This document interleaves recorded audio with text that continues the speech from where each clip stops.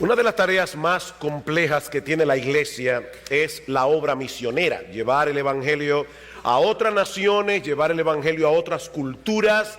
Generalmente los misioneros tienen que aprender un nuevo idioma, acostumbrarse a vivir en condiciones muy diferentes al entorno en el que nacieron, en el que se criaron.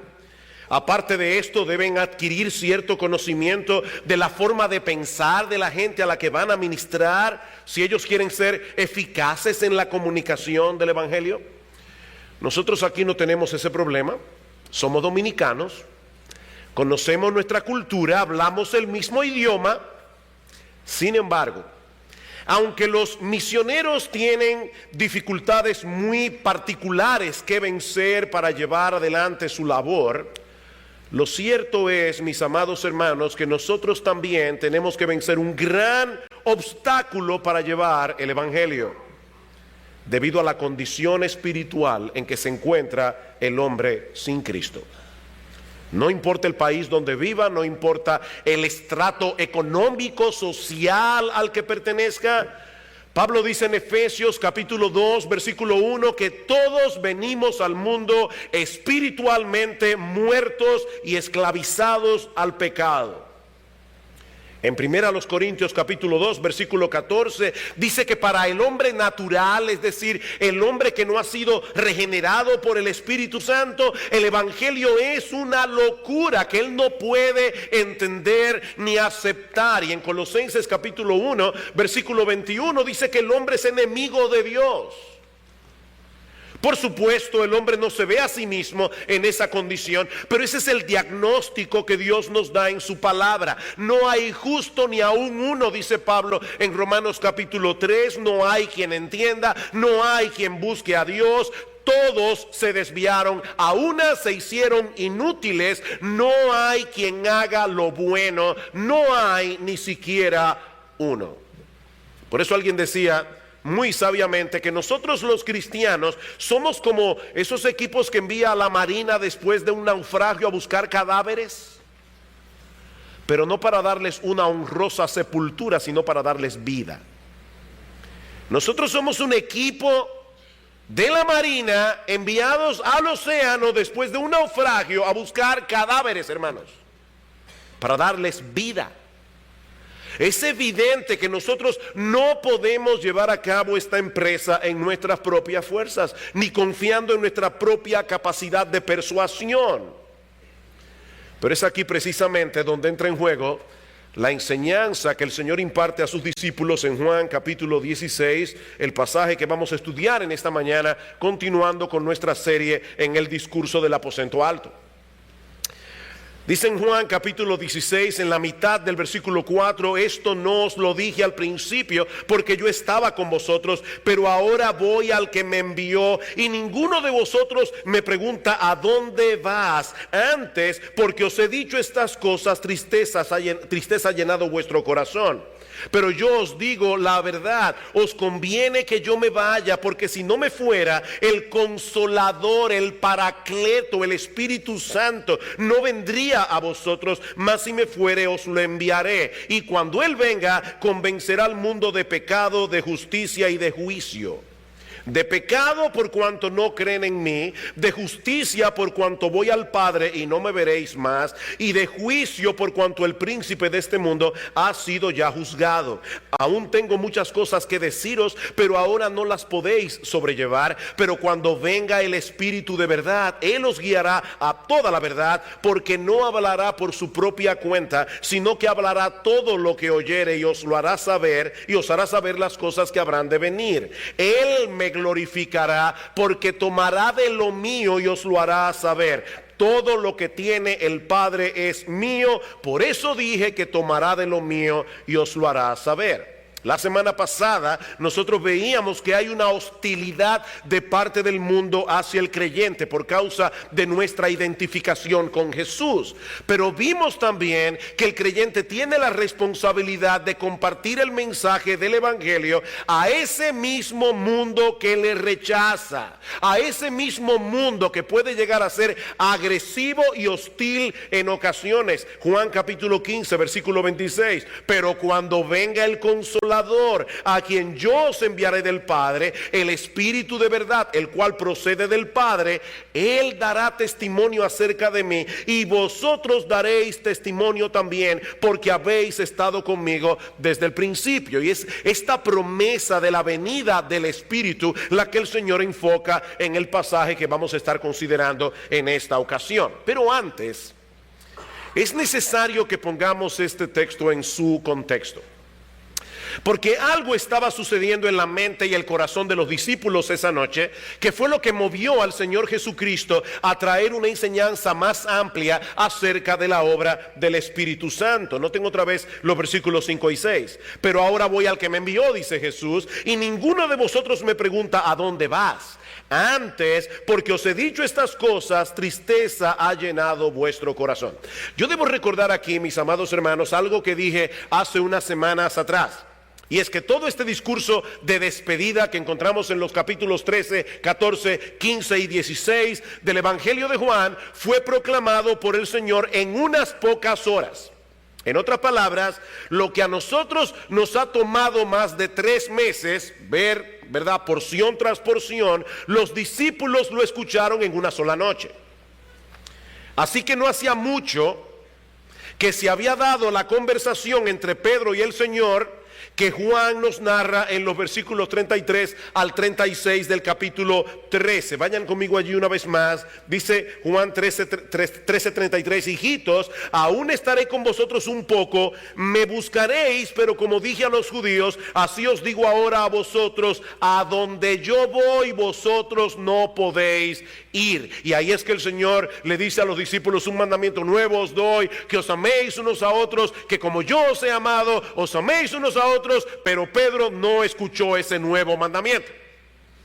Tan pronto Cristo dijo, me voy y ustedes no me pueden seguir, la mente de Pedro se quedó conectada con ese pensamiento. Y dice en el versículo 36, le dijo Simón Pedro, Señor, ¿a dónde vas? Jesús le respondió, a donde yo voy no me puedes seguir ahora, mas me seguirás después. Y un poco más adelante Tomás vuelve a sacar a colación el mismo asunto. Juan 14:4. Cristo dice, y sabéis a dónde voy, y sabéis el camino. Le dijo Tomás, Señor, no sabemos a dónde vas, ¿cómo pues podemos saber el camino? Y ahí es que viene esta famosa declaración de Cristo en Juan 14:6, yo soy el camino y la verdad y la vida, nadie viene al Padre sino por mí. Así que el anuncio de la inminente partida del Señor había impactado profundamente el corazón de los discípulos, de tal manera que ellos parecen incapaces de pensar en otra cosa. Ahora bien, yo no sé si ustedes notaron en estas lecturas que yo acabo de hacer una aparente contradicción que hay en este texto. ¿Se dieron cuenta? ¿No se dieron cuenta? Cristo dice en el versículo 5, pero ahora voy al que me envió y ninguno de vosotros me pregunta ¿a dónde vas? ¿Y qué fue lo que Pedro le preguntó? Señor, ¿a dónde vas? ¿Cómo que ninguno de ellos le pregunta al Señor ¿a dónde vas? Porque la intención real de los discípulos no era recibir una respuesta. Hay preguntas que no son preguntas. Hay preguntas que no son preguntas. Por ejemplo, imagínate que tú le prometes a tu hijo de 5 años, el sábado vamos a la playa. Y ustedes saben cómo son los niños. Esa noche él duerme con el tubo agarrado y con el traje de baño puesto. Amanece el sábado y surge un imprevisto en la empresa donde trabajas tan y tan serio que tienes que atenderlo de inmediatamente, o de lo contrario el desastre será mayúsculo. Cuando tú le dices a tu hijo de 5 años que no van a poder ir a la playa porque tienes que irte a otro lugar, es posible que el niño te pregunte muy decepcionado, pero papi, ¿para dónde vas? Por supuesto, a él no le interesa que tú le respondas cuál es tu destino, porque esa no es su pregunta. Él está expresando la queja de su corazón. Él está expresando la perplejidad de su corazón porque este cambio de planes lo afecta a él. Y eso fue precisamente lo que sucedió con los discípulos esa noche. Si bien es cierto que la tristeza de los apóstoles era una manifestación evidente de su deseo de estar con Cristo, al mismo tiempo revela una actitud sumamente egoísta y egocéntrica, porque toda la preocupación de estos hombres estaba centrada en ellos y no en Jesús ni en el significado redentor de su partida. Ya Cristo les había dicho en Juan 14:28: si me amarais, os habríais regocijado, porque he dicho que voy al Padre. Pero ellos no estaban experimentando ningún gozo en ese momento. Por eso Cristo dice en el versículo 6: antes, porque os he dicho estas cosas, tristeza ha llenado vuestro corazón. Y mis hermanos, esto debe ser una gran lección para todos nosotros, porque muchas veces estamos tan centrados en nuestro propio mundo, muchas veces estamos tan centrados en los beneficios que podemos derivar del Evangelio, en nuestra relación con Jesús, que no ponemos atención a lo que Él dice. Y perdemos de vista por completo la forma como las cosas que suceden impactan el avance del reino de Dios. Si hay algo de lo que yo me he dado cuenta como creyente y como predicador, es que es muy fácil decir que la vida cristiana gira en torno a Cristo y no a nosotros. Eso es muy fácil. Es muy fácil repetir el Padre Nuestro: Señor, venga tu reino, hágase tu voluntad en la tierra como en el cielo. Pero lo que muchas veces hay en nuestro corazón es: Señor, venga mi reino y hágase mi voluntad. La realidad es, mis hermanos, que nuestro yo es como un imán poderoso que constantemente nos empuja fuera de Jesús para que gravitemos en torno a nosotros mismos. Y somos tan egocéntricos que muchas veces aún evaluamos la iglesia y el ministerio de la iglesia en función de nuestras necesidades. Si me gustó los himnos, si me gustó la prédica, si se cantó lo que yo quería, si las actividades de la iglesia tienen que ver conmigo, yo, no en función del reino de Dios y del Evangelio. Pero gracias al Señor que Él no nos da lo que queremos, sino lo que realmente necesitamos. ¿Qué querían los discípulos en ese momento? Que Jesús no se fuera. Sin embargo, era beneficioso para ellos que Él partiera, versículo 7. Pero yo os digo la verdad, os conviene que yo me vaya, porque si no me fuera, el Consolador no vendría a vosotros, mas si me fuere, os lo enviaré. Era necesario que el Señor concluyera su obra de redención, que muriera en la cruz, que resucitara al tercer día, que ascendiera a los cielos, que se sentara a la diestra de Dios, para que entonces el Espíritu Santo venga a aplicar esa obra ya completa en el corazón de los hombres. Y aunque los discípulos no lo entendieran en ese momento, la partida de Jesús era beneficiosa para ellos, porque ellos iban a disfrutar la venida del Espíritu Santo. ¿Alguna vez ustedes han pensado: oye, qué bueno hubiera sido vivir en la época de Jesús? No, probablemente si tú vivieras en la época de Jesús nunca hubieras podido verlo. Hubieras tenido que viajar a no sé dónde. Jesús estaría rodeado de gente.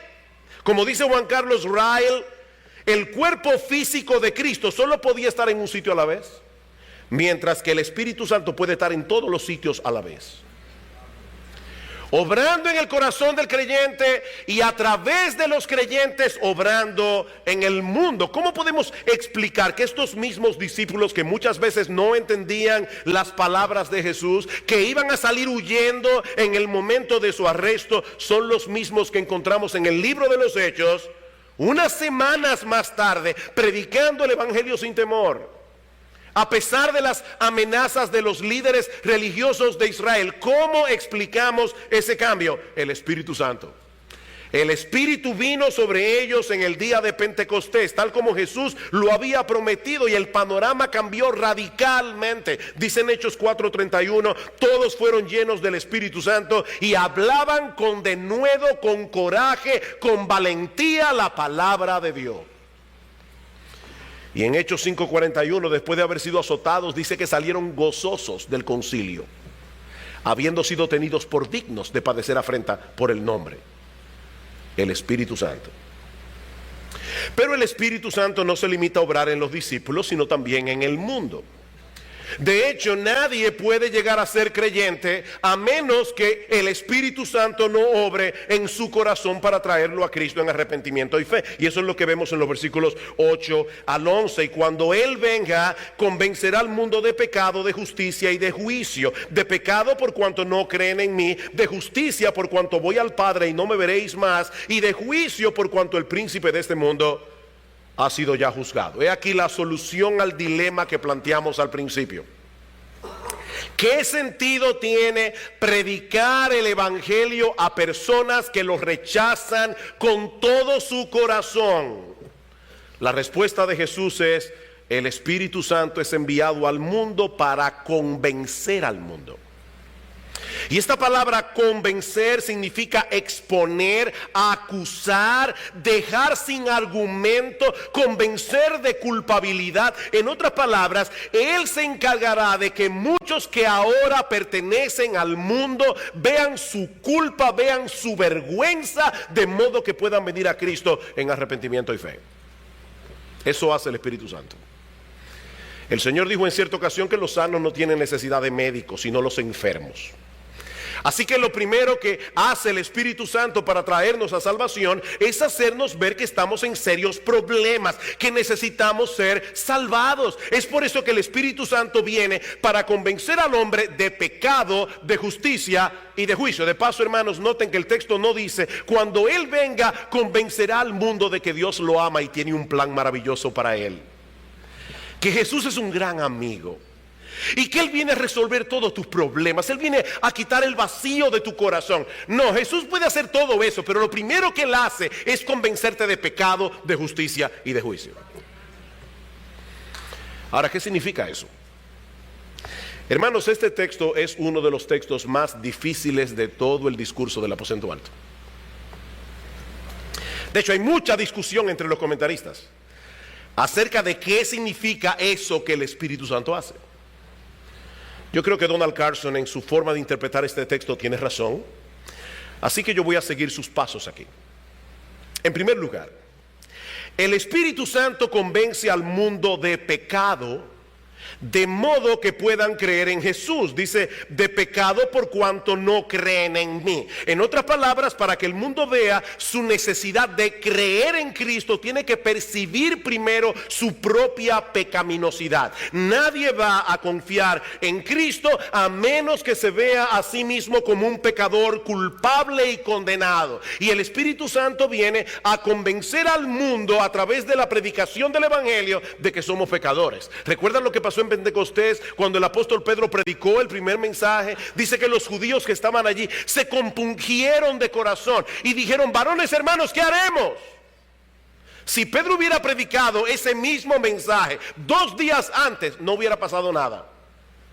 Pero Pedro predicó y ya el Espíritu Santo estaba allí, convenciendo al mundo de pecado. Por eso yo decía el domingo pasado que si una persona nunca se ha visto a sí misma como alguien que merece la condenación del infierno, podemos estar completamente seguros de que esa persona no es cristiana.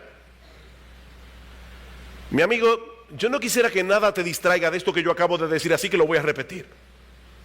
Si una persona nunca se ha visto a sí misma como alguien que merece la condenación del infierno, nosotros podemos estar absolutamente seguros, como si tuviéramos delante de nuestros ojos el libro de la vida, que esa persona no es cristiana. Con toda seguridad. Porque lo primero que hace el Espíritu Santo es convencernos de pecado. Y lo segundo que hace, según este texto, es convencernos de que nuestra propia justicia es totalmente inadecuada para salvarnos. Vean el texto otra vez en el versículo 10. Dice: cuando Él venga, convencerá al mundo de pecado, de justicia. Y dice en el versículo 10, de justicia por cuanto voy al Padre y no me veréis más. Hermanos, recuerden otra vez que la palabra convencer, y esta palabra es clave para entender el resto, la palabra convencer significa convencer de culpabilidad, sacar a la luz tu vergüenza. La pregunta es: ¿En qué sentido el Espíritu Santo acusa al hombre de justicia? ¿Cómo se puede acusar a alguien de tener justicia? Cuando dice el Espíritu Santo convence de pecado, es de su pecado, ¿verdad? Bueno, ese su no aparece en el texto, pero podemos añadirlo también. El Espíritu viene a convencer al hombre de su justicia. De su justicia. Es muy probable que el Señor esté usando esa expresión en el mismo sentido en que la usa el profeta Isaías, cuando dice en Isaías 64:6 que todas nuestras obras de justicia son como un trapo de inmundicia delante de Dios. O sea que lo que nos convence el Espíritu Santo es que nuestra justicia, lo que nosotros llamamos nuestra justicia, es absolutamente inadecuada a los ojos de Dios. De hecho, Pablo usa la palabra justicia en ese mismo sentido cuando dice en Romanos capítulo 10, versículo 3, que los judíos de su tiempo ignoraban la justicia de Dios, procurando establecer la suya propia. En otras palabras, ellos no recibieron por fe la justicia que Dios nos provee a través de la persona de Cristo, porque ellos creían que su justicia era suficiente. Ese es uno de los grandes problemas que los hombres tienen con el Evangelio. Se ven a sí mismos como personas buenas que de vez en cuando hacen cosas malas. No, mi amigo, la evaluación de Dios es que tú eres un hombre malo que de vez en cuando por su gracia común hace cosas buenas. Nosotros no somos personas buenas que a veces hacemos cosas malas porque después de todo nadie es perfecto. No, nosotros somos personas malas que de vez en cuando y por la gracia común de Dios hacemos cosas buenas. Nuestra justicia no es suficiente para llegar al cielo. Ese es el problema que tenía el apóstol Pablo antes de venir a Cristo. Pablo confiaba en su propia justicia. Vayan conmigo a Filipenses capítulo 2. Capítulo 3, perdón, Filipenses capítulo 3. ¿Cuál era el problema de Pablo? Pablo se veía a sí mismo como irreprensible según la ley. Pablo veía los 10 mandamientos y decía check, check, check. Amarás a Dios por encima de todas las cosas, ese soy yo. No tomarás el nombre de Dios en vano, ese soy yo. Guardarás el día de reposo, aquí también soy yo. Honra a tu padre y a tu madre, wow, una foto mía. No cometerás adulterio, bien. No mentirás, bien. No matarás, perfecto. ¿Y qué dice Pablo ahora en el versículo 7? Pero cuantas cosas eran para mi ganancia, su propia justicia, las he estimado como pérdida por amor de Cristo, y ciertamente aún estimo todas las cosas como pérdida por la excelencia del conocimiento de Cristo Jesús, mi Señor, por amor del cual lo he perdido todo y lo tengo por basura. ¿Qué es lo que Pablo tenía como basura? Su propia irreprensibilidad, su propia decencia, su propia religiosidad, para ganar a Cristo y ser hallado en Él, no teniendo mi propia justicia que es por la ley, sino la justicia que es por la fe de Cristo, la justicia que es de Dios por la fe. Es una justicia que es de Dios y que Él imparte cuando el pecador deposita su fe en Cristo. Mis hermanos, ¿qué fue lo que Cristo estuvo haciendo durante los 3 años y medio de su ministerio? Convenciendo a los judíos de que su justicia no era suficiente, como lo hizo con Nicodemo. Nicodemo llega a Jesús. Nicodemo era un hombre muy religioso, era un hombre muy decente. Si hubiera vivido en el día de hoy, sería miembro del club de los Rotarios de los Leones. Y Cristo le dice a Nicodemo, óyeme bien, tú eres un fariseo, tú eres un maestro de tu religión. El que no nace de nuevo no puede entrar en el reino de Dios. Nicodemo, tu justicia no es suficiente. Pero ahora Jesús se va. La pregunta es, ¿quién va a continuar haciendo esa obra de convencer al mundo de que su justicia es un trapo de inmundicia delante de Dios? El Espíritu Santo. Él convencerá al mundo de justicia por cuanto voy al Padre y no me veréis más, dice Cristo. Ya yo no voy a estar aquí físicamente para seguir haciendo esa obra. Eso lo va a hacer el Espíritu Santo. Debemos hacerle ver al mundo que la buena noticia del Evangelio comienza con una mala noticia. Somos pecadores culpables y nuestras buenas obras no son suficientes para resolver ese problema. Mi amigo, nosotros no tenemos otra opción que dejar de confiar en nuestra propia justicia y recibir por la fe la justicia que Dios ha provisto en la persona de nuestro Señor Jesucristo. Él obedeció perfectamente la ley de Dios y luego murió en una cruz siendo inocente en representación de todos aquellos a quienes Él vino a salvar. Y aunque te parezca increíble, cuando una persona confía en Cristo, deposita su fe en Cristo, la justicia perfecta de Cristo es puesta en su cuenta por medio de la fe. Dios te ve como si nunca en tu vida hubieras roto un plato. Y te trata como merece ser tratado Jesús, por medio de la fe. Por supuesto, para que un pecador vea las cosas de ese modo, tiene que experimentar un profundo cambio de mentalidad. Y eso requiere otra vez la intervención del Espíritu Santo. Juan capítulo 16. Dice, cuando Él venga, convencerá al mundo de pecado, de justicia y de juicio. Versículo 11. De juicio, por cuanto el príncipe de este mundo ha sido ya juzgado. ¿En qué sentido el Espíritu viene a convencer al mundo de juicio? A hacerle ver la culpabilidad de su juicio. A hacerle ver la vergüenza que deberían tener por el juicio que han hecho. ¿En qué sentido? La clave parece estar en lo que sigue diciendo luego. Viene a convencer al mundo de juicio por cuanto el príncipe de este mundo ha sido ya juzgado.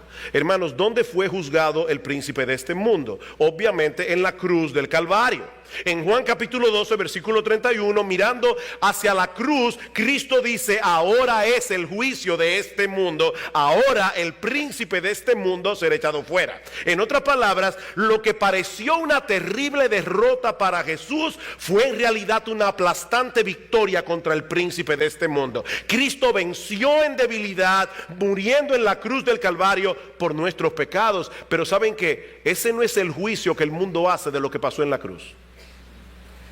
El mundo no lo ve de ese modo.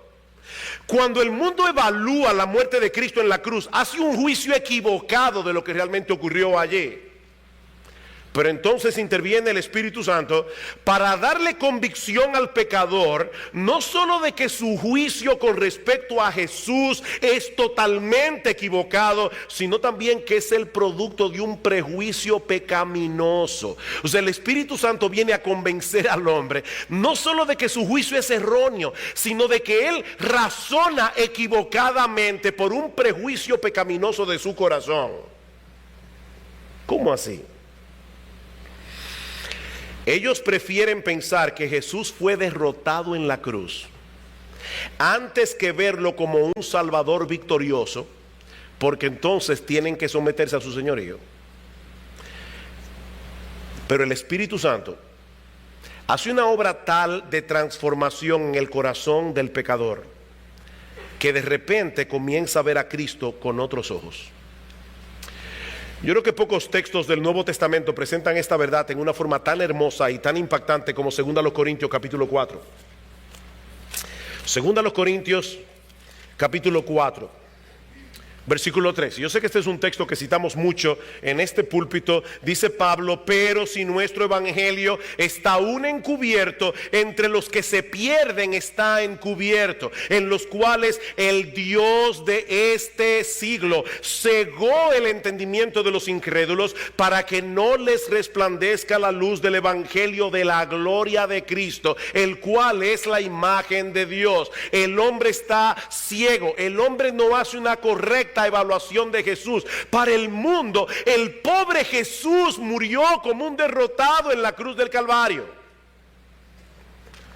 Por eso no me agrada la película de Mel Gibson, La Pasión, porque te mueve a sentir pena por Jesús, pero no te mueve a entender qué fue lo que realmente sucedió en esa cruz cuando Cristo fue masacrado por nuestros pecados. Cristo estaba teniendo una tremenda victoria allí. Pero el mundo no lo ve así, y no lo ve así porque el diablo les ha cegado el entendimiento para que ellos no puedan ver a Cristo como un Salvador victorioso y glorioso.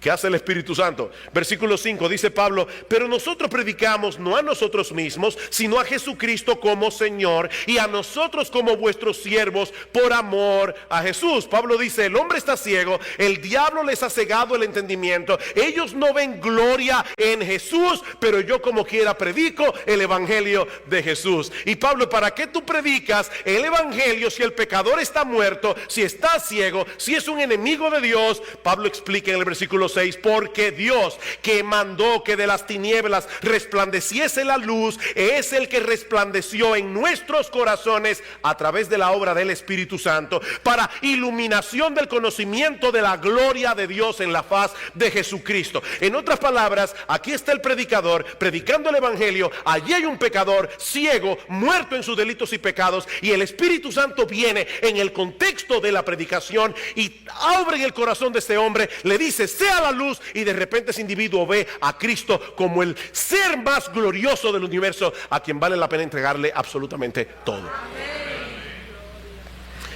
Eso hace el Espíritu Santo.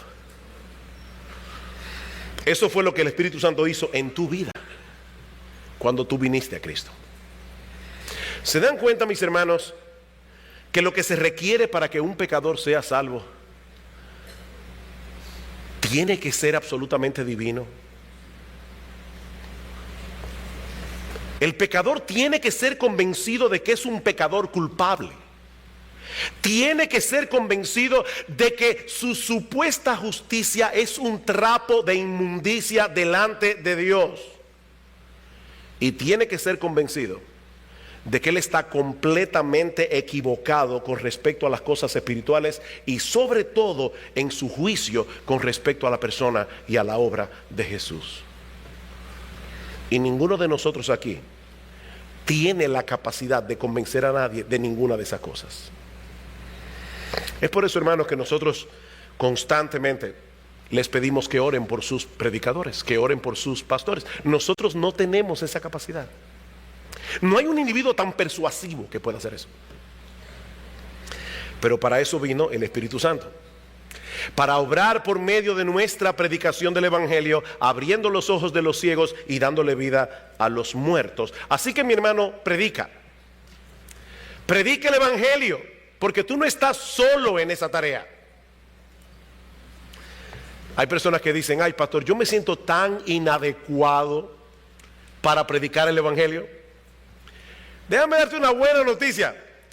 ¿Tú sabes por qué tú te sientes inadecuado para predicar el evangelio? Porque tú eres inadecuado. O sea que tu evaluación es correcta. Tú eres absolutamente inadecuado para predicar el evangelio. Pero, mi hermano, recuerda que el Espíritu Santo está allí obrando en ti y a través de ti para que otros puedan ser salvos. Así que haz tú lo que tú tienes que hacer y deja que el Espíritu Santo haga lo que solo Él puede hacer. Tú predica el evangelio. Él se encarga de darle vida a los muertos. Él se encarga de ablandar los corazones. Él se encarga de abrir los ojos de los ciegos. Pero hay algo más en nuestro texto que veremos más brevemente. Y es la obra del Espíritu revelando la verdad para que Jesús pueda ser más ampliamente glorificado. Versículo 12. Aún tengo muchas cosas que deciros, le dice Cristo a los apóstoles, pero ahora no las podéis sobrellevar. En ese momento los discípulos no estaban en la capacidad de entender muchas cosas. Primero, porque eran inmaduros. Y segundo, porque los hechos cruciales de la obra redentora de Cristo no habían sucedido todavía. Recuerden que ellos estaban antes de la cruz.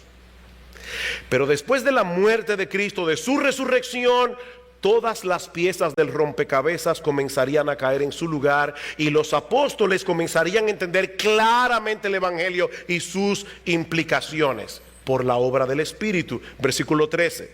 Pero cuando venga el Espíritu de verdad, y una nota aquí entre paréntesis, esta promesa no es para todo el mundo.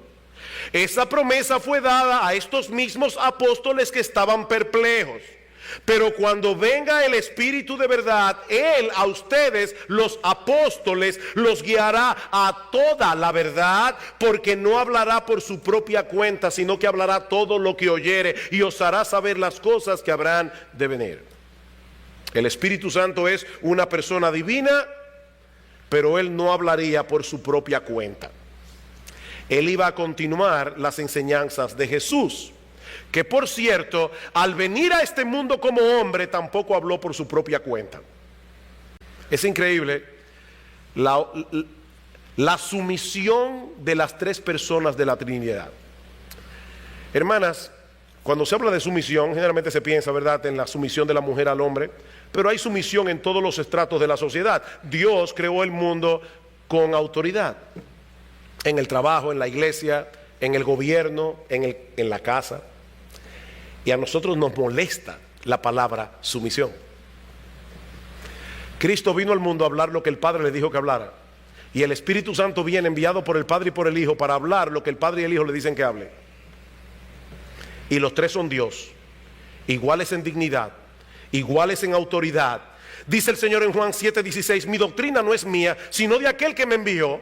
El que quiere hacer la voluntad de Dios conocerá si la doctrina es de Dios o si yo hablo por mi propia cuenta. El que habla por su propia cuenta, su propia gloria busca. Cada vez que tengo la oportunidad de hablar a predicadores, les leo este texto. Este es uno de los versículos que los predicadores deberían poner delante de su escritorio cada vez que se sientan a estudiar la palabra de Dios para predicarla a otros. El Hijo de Dios encarnado se cuidó de traspasar con toda fidelidad el mensaje que Dios el Padre le había encomendado. ¿Cuánto más nosotros? Hermanos, pararse en un púlpito es una tremenda responsabilidad. Nosotros tenemos que estar completamente seguros de que lo que estamos diciendo es lo que dice Dios. Porque las opiniones mías o de cualquiera de los pastores de esta iglesia, mis amados hermanos, no valen un centavo. Nuestras opiniones personales no sirven de nada. Nosotros venimos aquí para predicar la palabra de Dios. Porque eso fue lo que hizo Jesús. Versículo 49 del capítulo 12, porque yo no he hablado por mi propia cuenta, dice Jesús. El Padre que me envió, Él me dio mandamiento de lo que he de decir y de lo que he de hablar. Así pues, lo que yo hablo, lo hablo como el Padre me lo ha dicho. Y en el capítulo 14, versículo 10, las palabras que yo os hablo, no las hablo por mi propia cuenta. Y ahora viene el Espíritu Santo enviado al mundo y no viene a hablar por su propia cuenta, sino a continuar enseñando lo que Jesús comenzó a enseñar cuando estuvo aquí. La verdad de Dios, que los discípulos necesitaban conocer acerca de la obra redentora de Cristo y de las cosas que iban a suceder como fruto de la obra redentora de Cristo. Por eso dice en el versículo 14 de Juan 16, Él me glorificará porque tomará de lo mío y os lo hará saber. ¿A qué viene el Espíritu Santo? A glorificar a Cristo, tomando lo de Cristo, es decir, todo lo relacionado a su persona, a su obra, a sus enseñanzas y hacérselo saber a los discípulos. Esto es una promesa similar a la que encontramos en Juan 14:26. Mas el Consolador, el Espíritu Santo, a quien el Padre enviará en mi nombre, Él os enseñará todas las cosas y os recordará todo lo que yo os he dicho. ¿Cómo los apóstoles pudieron muchos años después escribir los evangelios y relatar palabra por palabra los grandes discursos y las enseñanzas del Señor? El Espíritu Santo los inspiró para recordar esas cosas. Por eso les decía que esta promesa no es para todos. Nosotros nos beneficiamos de esa promesa porque ahora tenemos en nuestras manos el libro que los apóstoles inspirados por el Espíritu Santo escribieron. Pero fue a ellos a quienes Dios los guió a toda verdad, a toda la verdad que ellos necesitaban conocer acerca del Evangelio.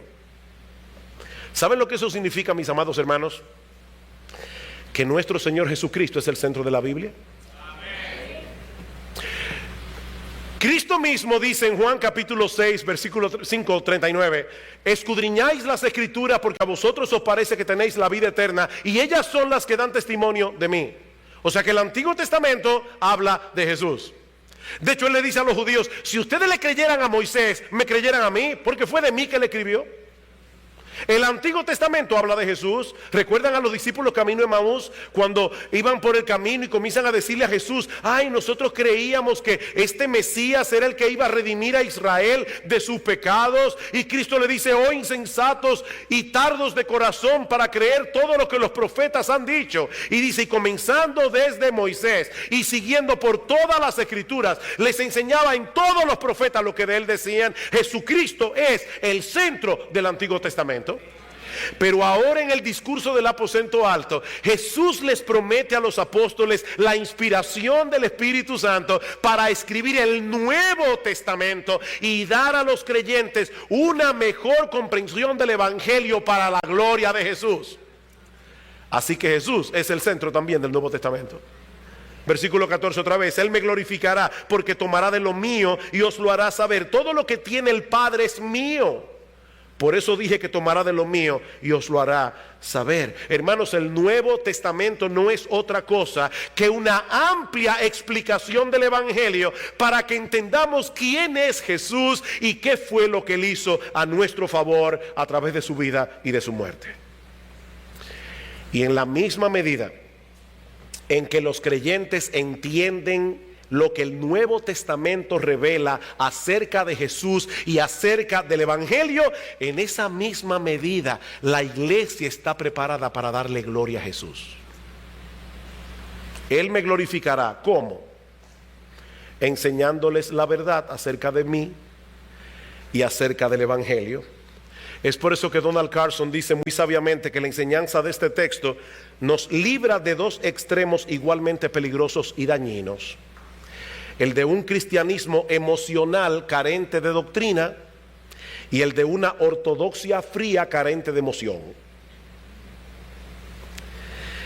Hermanos, algunos en las iglesias en el día de hoy menosprecian el estudio serio y profundo de las Escrituras, calificándolo de poco espiritual, dice Carson, y prefiriendo vociferar alabanzas a bases de respuestas bien elaboradas y clichés, como si la magnitud de la gloria que ofrecemos a Jesús dependiera de los decibelios de nuestros cantos y expresiones o de cuán ignorantes somos de la fe que profesamos.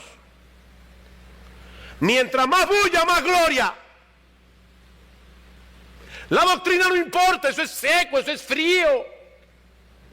Queremos un culto emotivo, queremos llorar de emoción cada vez que escuchamos hablar de Jesús. Así que vamos a decir: Jesús, Jesús, Jesús, tú eres lindo, glorioso, maravilloso. Aleluya. Y yo no estoy en contra de que digamos aleluya en el culto. Lo que estoy diciendo, mis hermanos, es que eso no sirve de nada. Eso no sirve de nada. Una emoción sin doctrina no sirve de nada. Pero por el otro lado, dice Carson, también están aquellos que menosprecian el gozo espontáneo de la adoración y el entusiasmo colectivo, considerando que tales cosas son meras emociones, como si la magnitud de la gloria que ofrecemos a Jesús depende de cuántas verdades podemos acumular en la cabeza. Pero ¿qué hace el Espíritu Santo? Él viene a revelar la verdad acerca de Jesús y acerca del Evangelio. ¿Para qué? Para glorificar a Jesús. Para que nosotros le demos gloria a Jesús. Mis hermanos, estos dos extremos son muy comunes en las iglesias en el día de hoy. Y saben que ninguno de los dos representa el verdadero cristianismo. Nosotros necesitamos la doctrina para tener un entendimiento más preciso de quién es Jesús y de qué fue lo que él hizo a nuestro favor. Pero saben que, amados hermanos de Iglesia Bíblica del Señor Jesucristo, nosotros debemos reaccionar apropiadamente a esa doctrina con un corazón gozoso, con un corazón agradecido, con un corazón obediente que se deleita en Jesús como su mayor tesoro. Ese es el cristianismo del Nuevo Testamento. Por eso los puritanos decían: necesitamos luz y calor. Luz y calor. Luz para el entendimiento, calor para el corazón. Los verdaderos adoradores adorarán al Padre en espíritu y en verdad, dice el Señor. Dios es espíritu, y los que le adoran en espíritu y en verdad es necesario que adoren. Oh, mis hermanos, que Dios nos libre, que Dios libre esta iglesia del emocionalismo y de los manipuladores emocionales que tanto abundan en muchas iglesias en el día de hoy. Que Dios nos libre, pero que Dios nos libre también de un cristianismo frío y cerebral, carente de gozo y de entusiasmo.